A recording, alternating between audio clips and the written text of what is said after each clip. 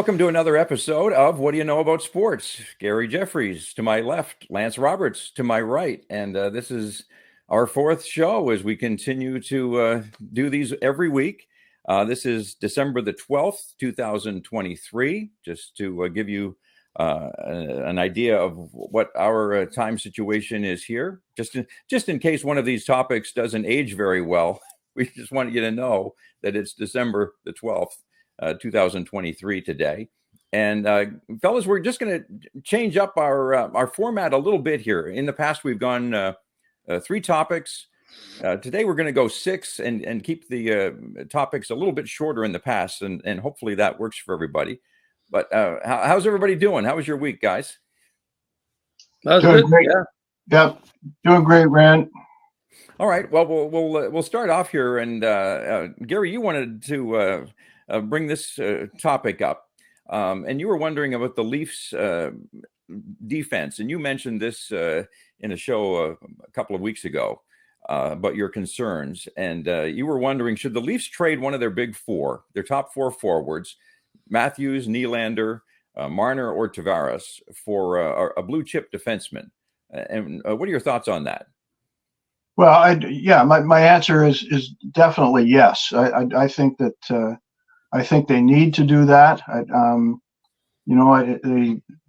I think their forward group is strong and probably as strong as just about anybody.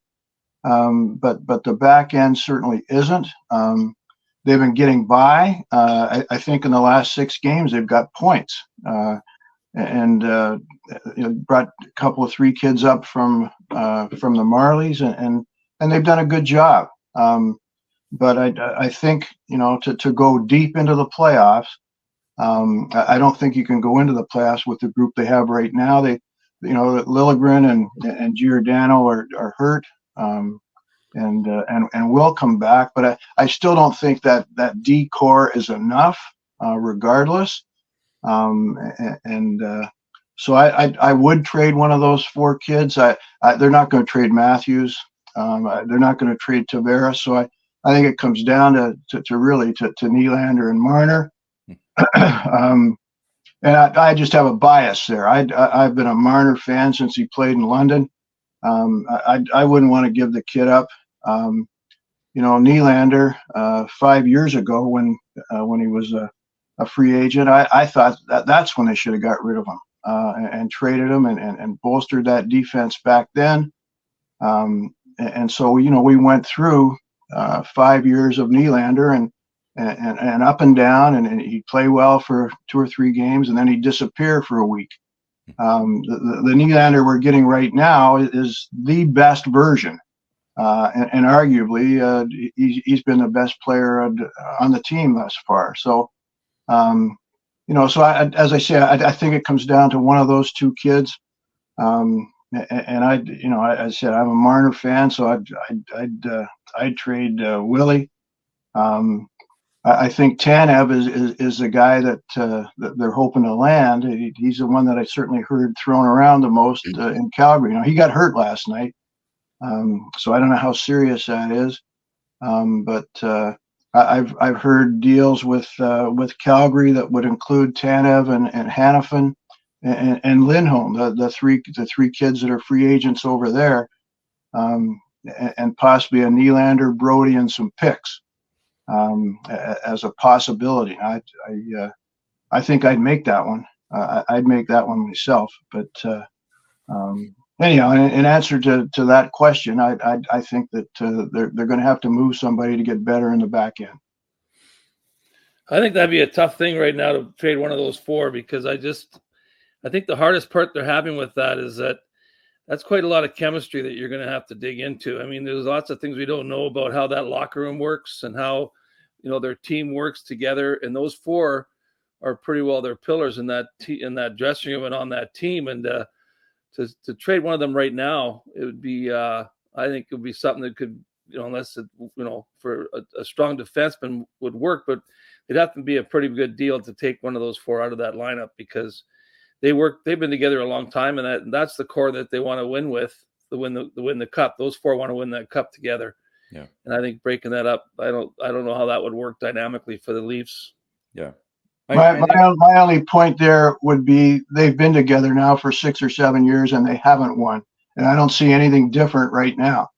Now is when they're going to have to do it. They can't wait, I don't believe. So I just think that something has to happen. They can't go forward with the same group, doing the same thing and expect a different result is example of what? Not very smart. I don't think so. Anyhow, that's my view. What do you think, Rand? Well, I agree with you. I think Nylander, I mean, right now, as we speak right now here in mid-December, and the way he's been playing, Nylander is going to be your best return on investment given how he's playing right now. But I'm with Lance. I still think that come playoff time, I think those four could potentially carry the team further than obviously what they have. But, they're all sort of getting into a certain age now where they might be the perfect point in their careers to, help this team through a long playoff run. And I'm just not really sure, to be honest, if there is what do you need in return? You obviously would love to have a Chara or a Scott Stevens or a Larry Robinson or a Pronger. Where are you going to get somebody like that at this point too? I like the chemistry. On the back end now, I like Morgan Riley. I said a couple weeks ago, I like TJ Brody. I tend to agree with Lance on this one. Okay. I just don't think they're good enough back there. Well, I think I agree. Their defense, something has to get somebody back there stronger than what they have in their core four. I think the biggest thing is that what they have to give up to get that right now, I don't know. Teams aren't going to give them any favors for that. I'll guarantee you that. Yeah. All right. Number 2, a 14-year-old played in the Western Hockey League this past week. He made his debut when he was still 14. His name's Jaxon Jacobson. He has since turned 15, but he was 14 last week when he made his debut. He scored 2 goals in his debut with the Brandon Wheat Kings. Question is 14 years old too young to be playing in the Canadian Hockey League? And Lance, what are your thoughts on that? Well, we've got lots of years in the past that we've had that type of a situation. It wasn't made that big of a deal, but it was, the exception to the exceptional player rule, or what they used to call it. But John Taveras came up as a 14-year-old and played for the OPGHL before going into the OHL.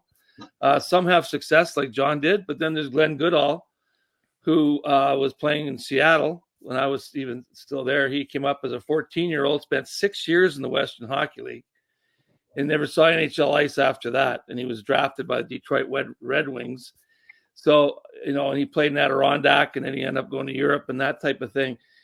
I mean, the way the league has set the rules now in regards to blindside hits, to hitting from behind, and if you have, more than 3 fights now, you're suspended for 2 games in the OHL and the WHL. Quebec Major Juniors taking it right out completely, fighting, and they don't allow you to fight at all.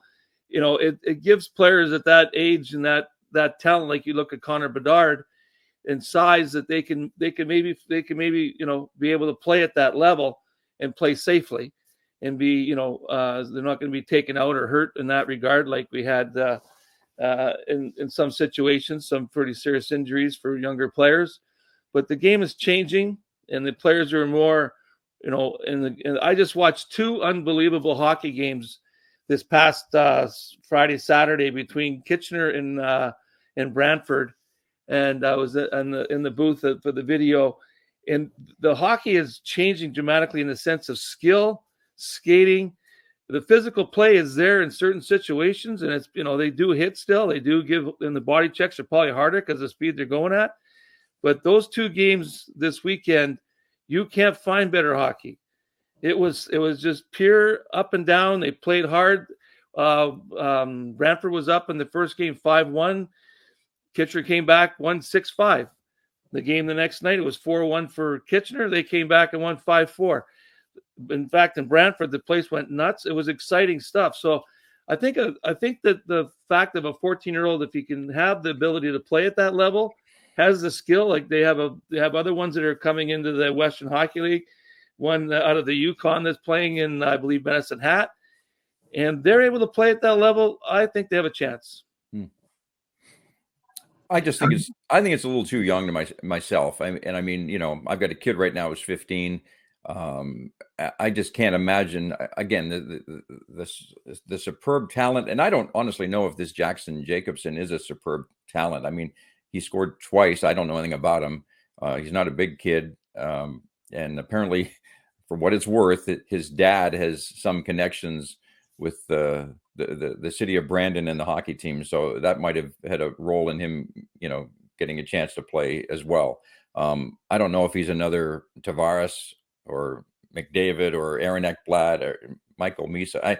None of us know, obviously, but I just think 14, I mean, at the very least, give some 16 and 17 and 18-year-old kids a chance who might be on the bubble as opposed to bringing in kids that young. They're only allowed, I think it's a window of 5 games that they can play before they have to be sent back down.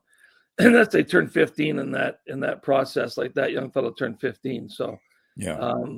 And it was like he went up at 14 and then 2 days later he turned 15. So there are some rules that don't really allow you to go in as a 14-year-old early and continue to play at that level. So yeah, his size, when I first heard this, the first thing I thought of was how big the kid is. And I checked, and he's 5'8", 160. As you said, Lance, if he has a skill and the rules are in place that have changed over the years a little bit and be a little more protective, I think the kid, if he has the ability, he should be able to play to go back down and play AAA. You know, he's going to be the big fish in the small pond kind of thing. And if you have the ability to move up, I think that helps him in his development as well. And the only other thing I thought of, and Lance, you'd know this maybe a little better. I think, you know, that overage 20-year-old that's playing in the O or playing in the CHL. I think those older kids, they give a little more respect to that 14 or 15-year-old that's coming into that league. And I'd be really surprised if one of those older kids would ever go after him and run them or whatever. And I think if they did, boy, oh boy, they better be careful, because there are going to be a lot of people coming after them pretty quickly. So I think those younger kids are protected both by the rules and the fact that, as I say, I think there's some respect for those kids and that his teammates will certainly take care of him. So. But there's still a risk there, Gary. You're right, in the sense that some bigger players could make some real headway with a young fellow like that, with a body check or something like that could injure them. But there's also the side effect of a player playing at that level. And I always go back to Glenn Goodall, and he played 6 years in that Western Hockey League and went nowhere. So there's no guarantee that a 14-year-old is going to make it. But more and more today with the first-round draft choices, they don't go to the minors anymore. They go straight into the National Hockey League. So. Right. You know, these kids are usually pretty well been scouted to know if they can play or not. You know, I think that the older kids do, because if they do hit them and something happens, they're going to get penalized pretty severely. Yeah. I don't know. I just don't see the rush. I mean, even Gretzky, who it felt like he was playing junior hockey at a really young age, he was already 16 when he had a cup of coffee with Peterborough in around 1977, I think it was. And he was 16, and this kid, albeit, he's 15 now. But I mean, there's lots of kids out there, 17, 18 years old, who would be great players in the CHL. Give them a time to develop before you start, you know, bringing in kids sooner than they really need to be.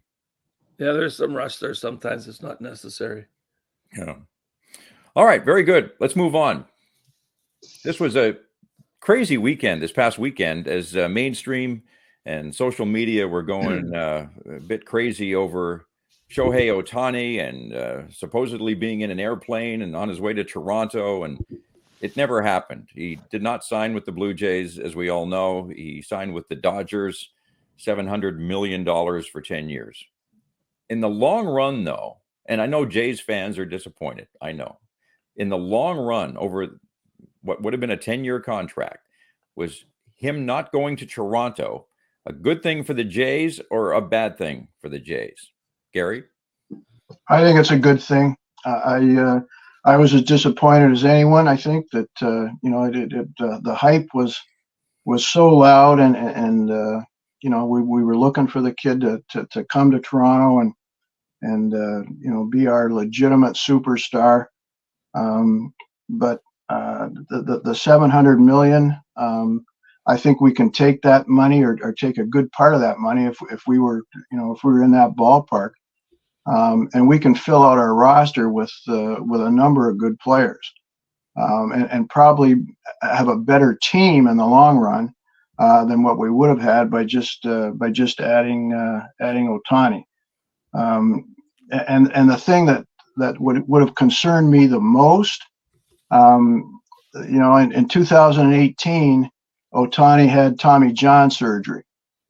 Just here in this last off season, he's had elbow surgery. So for $700 million, I think you're banking on him coming back and pitching, not just hitting third or fourth in the lineup.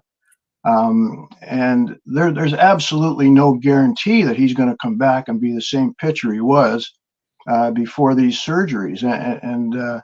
So it's a heck of a gamble. Can the Dodgers afford it? Of course they can.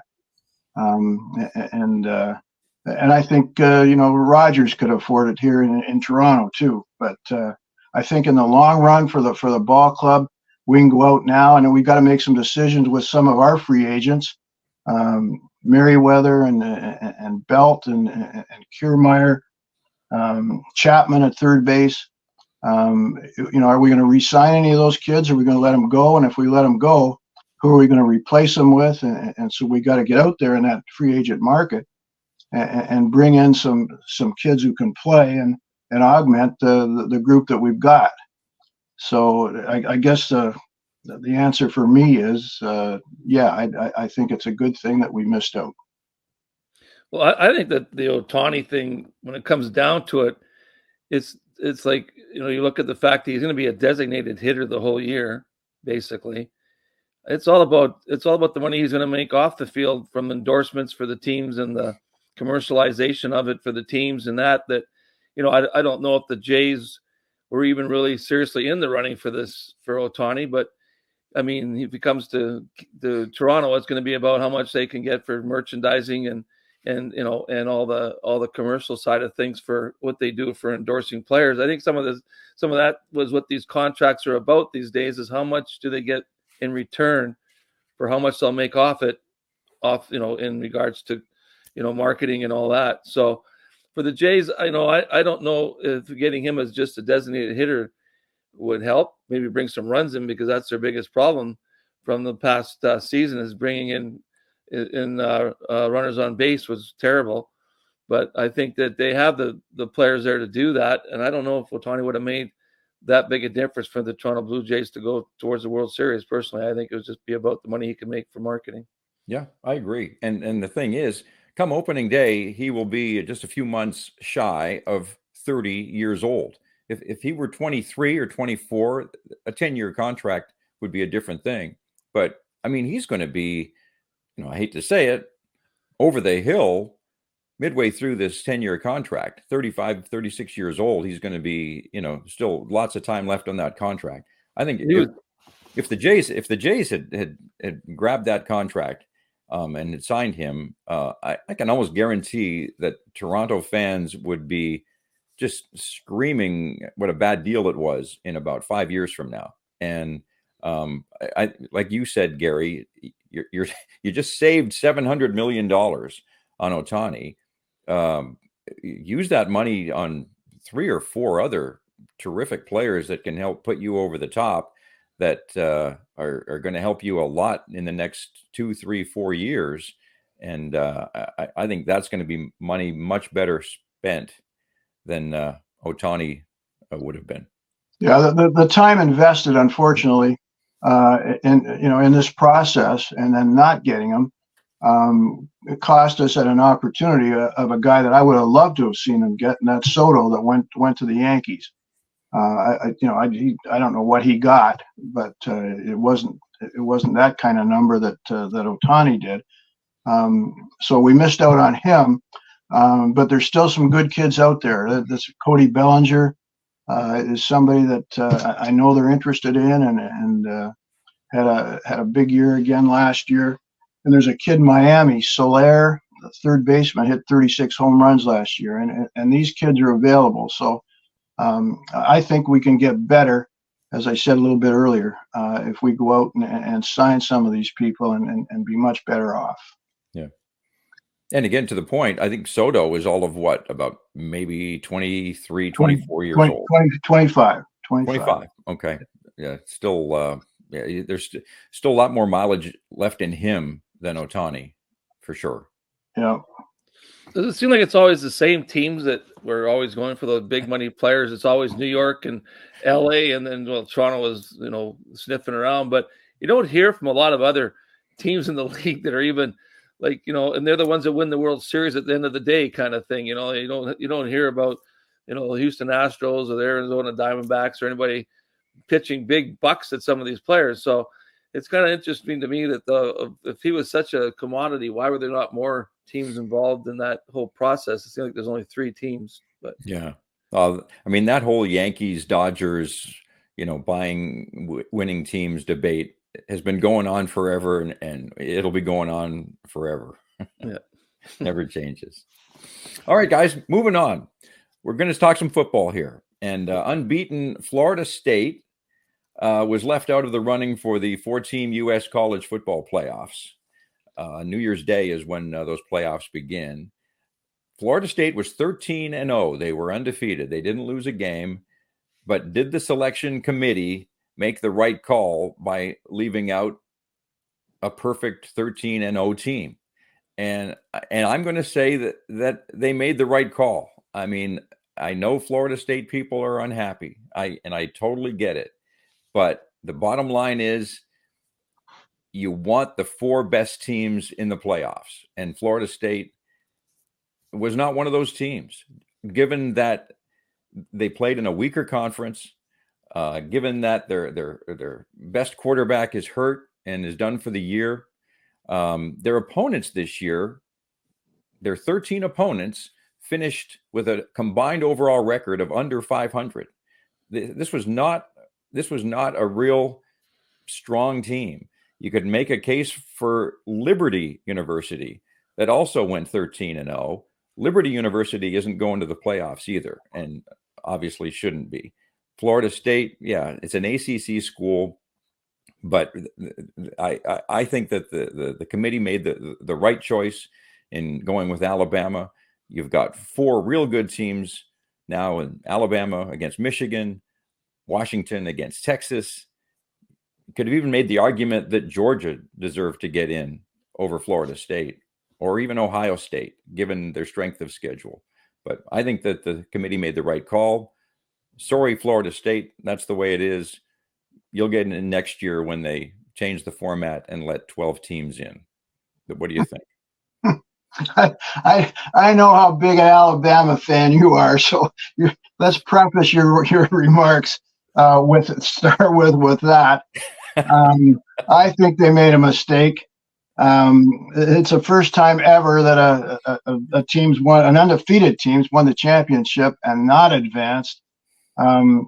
Their quarterback, a kid named Travis Jordan, he got injured with two games remaining in the schedule. They were 11-0 when he got hurt. So they went with their backup the last 2 games of the season. Game 12, they went into Gainesville and beat their arch rival Florida with the backup. And then the ACC championship game against Louisville, they beat Louisville. And this was with their backup quarterback. And I've certainly heard the argument that they to go forward with anything less than their best, they're not going to have much of an opportunity to win or be successful. I think that they would. I think they proved it the last 2 games of the season, and I think they got jobbed. I think they should be in the Final Four, and they should be playing Michigan and not the University of Alabama. I'll never question anything that Gary talks about when it comes to football, because I don't follow that college stuff much. But I was really rooting for the Colorado Buffaloes. I think Deion Sanders' team. That they got robbed. They should have been in. They should have been in that state championship somewhere with their 4 wins. Yeah, well, but look at the fans and everything that'll be coming to the games to see this team play. I mean, you missed out on a great opportunity. But Gary, I'll leave it to you to tell me who should be in those games. I guarantee you that. Okay, hey, go ahead, Randy. You're over to you. First of all, I just wanted to say, Gary, that's a lovely crimson jacket you're wearing. I can't see the lettering on it, but to me, it looks like it could be an Alabama jacket. Yeah, it could be. But I mean, come on. I mean, you can't leave out. You cannot leave out an SEC team out of the Final Four. You just can't, Gary. I mean, you got to admit that's your best conference in college football. To leave out every team in the SEC. It would be just a joke. And I mean, you want to have the best 4 teams in there, and you don't want to have a repeat of TCU, who got into the championship game last year and lost something like 65-7. You sure don't want a repeat of that, which could have very happened with Florida State. I mean, they could have gone up against Michigan and just got throttled, and then everyone would have been going, what a joke college football is. I don't think so. Their 13 wins tell you that they're not a joke, and regardless, that Division I football is pretty good, regardless of what conference you're in. And I just think that record alone, that they deserve to advance, and to use the rationale that they didn't have their best quarterback and couldn't advance and be successful, I don't think it's fair. And I think they should have been given opportunity. And I don't care what happened last year. I would hope that wouldn't happen again. But last year is past, and going forward, I think they should have got a chance. Here's the thing: Florida State's going to get a chance to play a real good team in Georgia, which you could argue also belonged in the Final Four.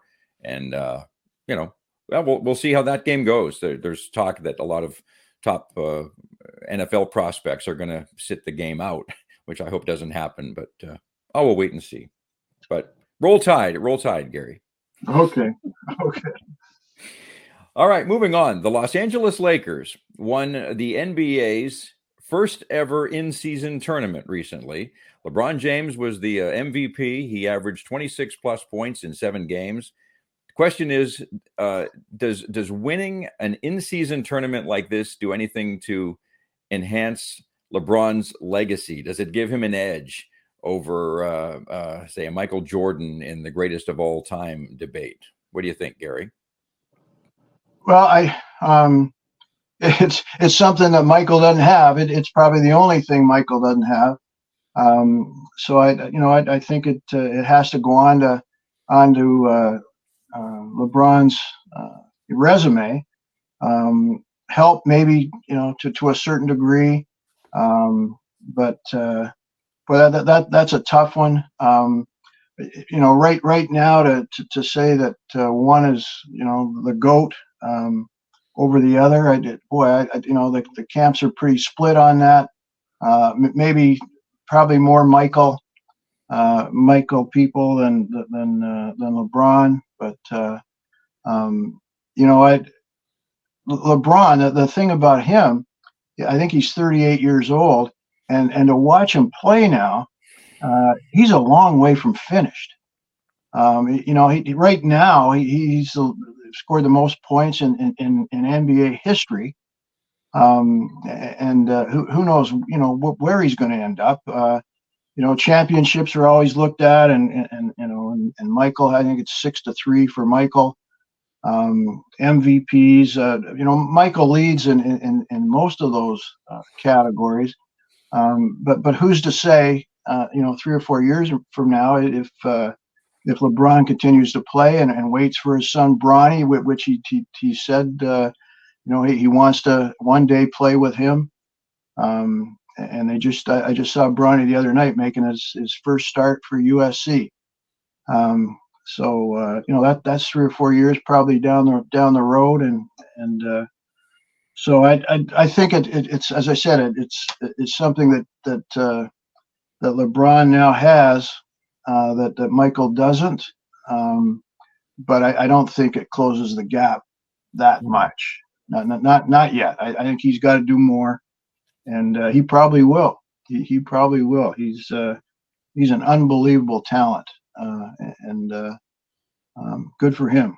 Good for him, because they've struggled the last couple of years, and to win that tournament, they may go on this year and take a real run at the whole thing.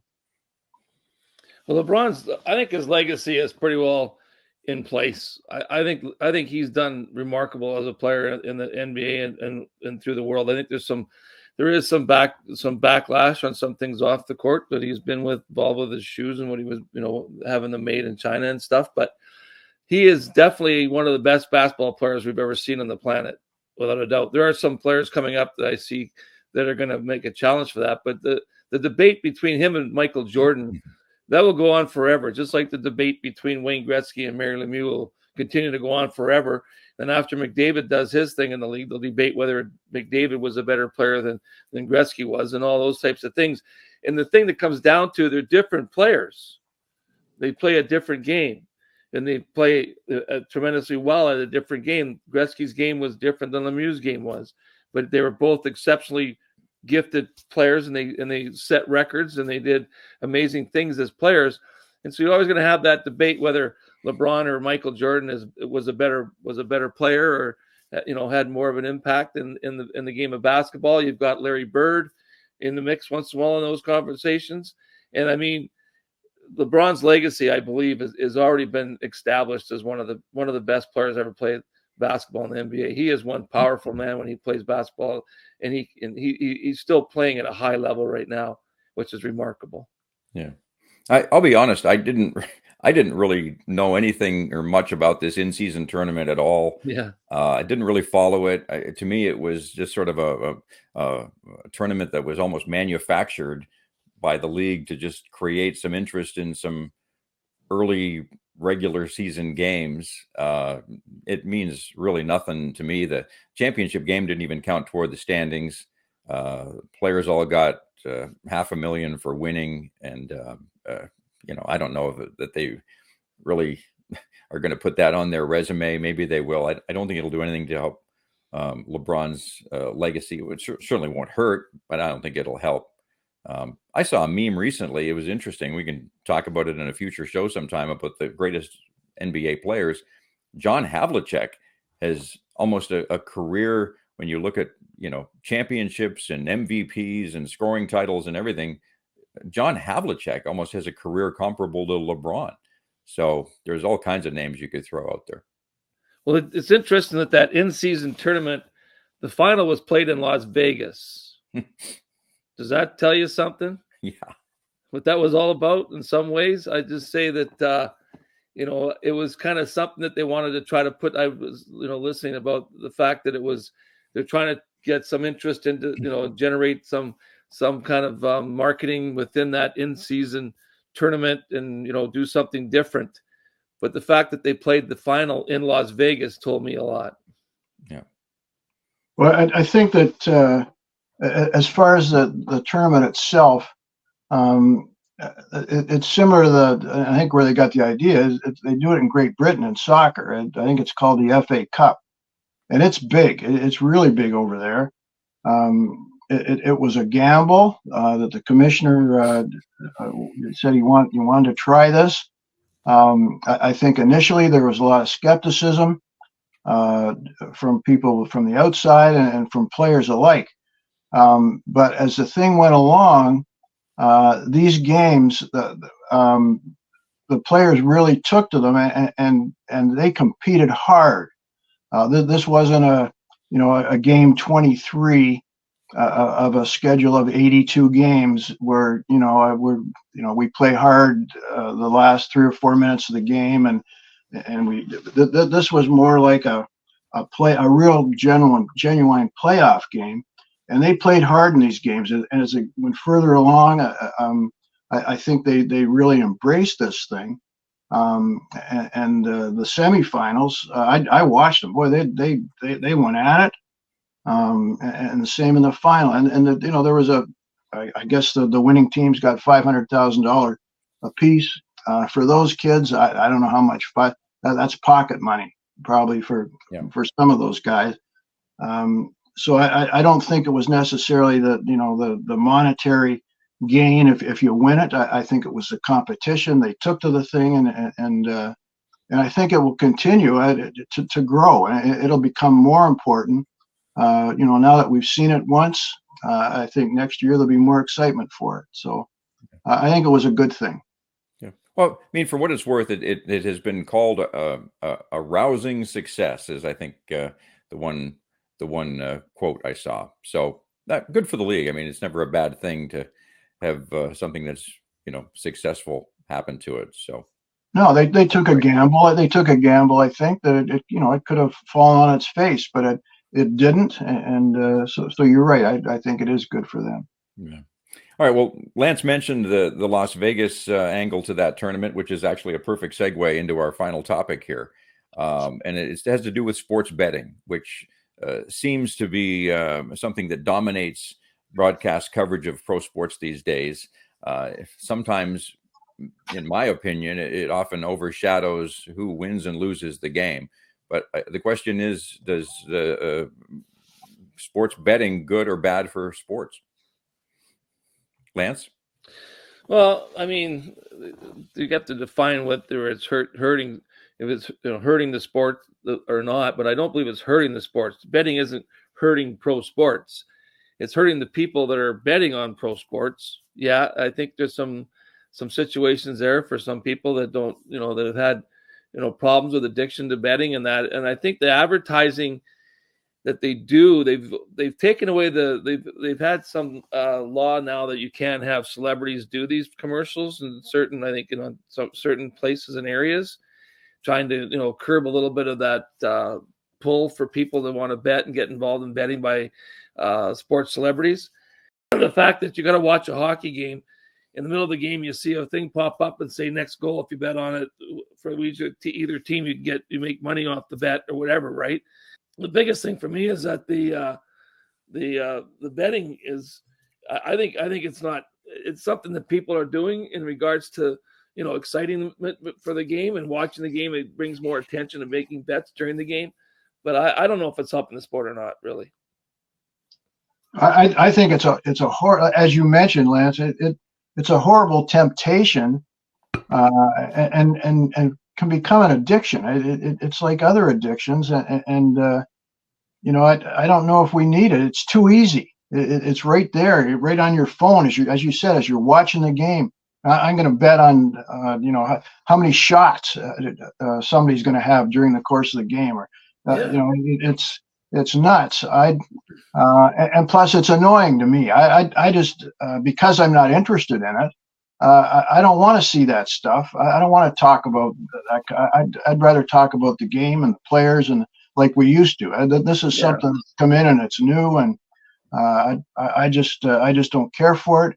It doesn't mean I don't like to bet a little bit. I love to go to a casino and spend an evening at a casino, or go to the racetrack, or that's fun to me. But this kind of betting, I'm just not interested. Yeah.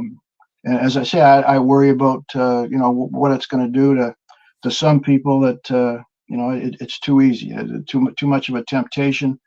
The other thing, in terms of temptation, that could arise, and I think Pete Rose is going to be a topic for us here in the coming weeks. Is does it lend itself to, because it's so easy? We certainly wouldn't want another occasion or another instance of betting within pro sport, and the players get involved, and players are betting, and so to me it's too easy, and I don't think it's a good thing. Yeah, I agree. I don't like it when it detracts from the game itself on the broadcast, and I don't. Maybe we even saw the same game, Gary. But I was watching a Leafs game recently, and early in the third, the play-by-play announcer and the color guy were talking about Nylander and how his over/under shots on goal for that game was 2.5, and he only had one early in the third period. And was he going to cover? And I'm going, who cares? I mean, they're playing a close hockey game against Detroit. Who cares if Nylander gets another couple of shots on goal? I'm only interested in who wins this game. So that's the kind of stuff that drives me a little bit crazy. I don't understand a lot of it. I'll admit. I see, numbers come up on the screen like plus 1,200 or plus 1,500. I don't even know what that means. I get over-unders, obviously. I get point spreads. But once you get into the real detailed stuff, it's ancient Hebrew to me. I just don't get it. That said, I mean, I'm with both of you guys. I love participating in NFL pools where, we're picking winners and losers and things like that. But when it gets into the broadcast a little bit too heavily, it drives me kind of crazy. Well, I don't bet because I don't like to lose money. So it doesn't really bother me. But the biggest thing about it is that I know people who've had those problems, and I know that they've beat those problems. And now they have this to look at on TV just to watch a game, and they want to watch the game. But if they watch the game, there's that temptation. And that's the problem we have, is that some that have gone on and, work to get away from it, no matter where they go now, and there are people that love sports, they can't get away from it watching sports now. And that sometimes causes them to falter in their process of trying to, get away from being addicted to gambling. And I've had people I know that are close that it's a tough thing to see. And I don't think they realize the impact it can have on a family and people and individuals. Lance, the one thing I'd say is you're certainly not alone in not liking to lose money. Our friend here, Randy, is known to be a little bit close to the dollar, and I think he'd have a similar view as you do in that regard. You know what's funny? I found a pair of jeans recently that had a hole in the pocket, and that would explain where all of my loose change went. Yeah, really.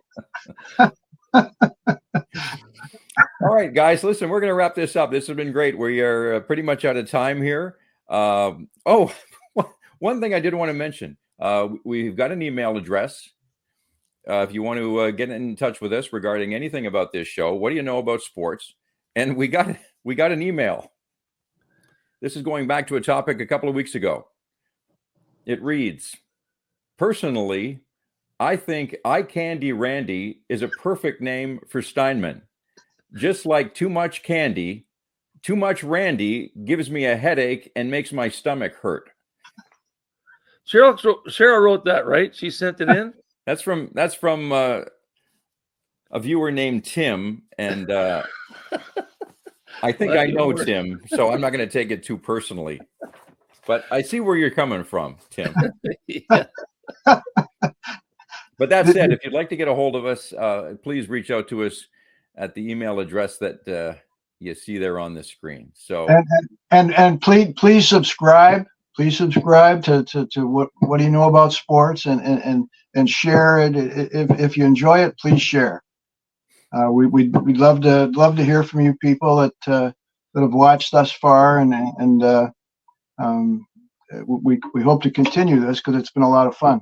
Yeah, this is fun. All right, have a great week, guys. We'll see you next Tuesday. Okay, Rand.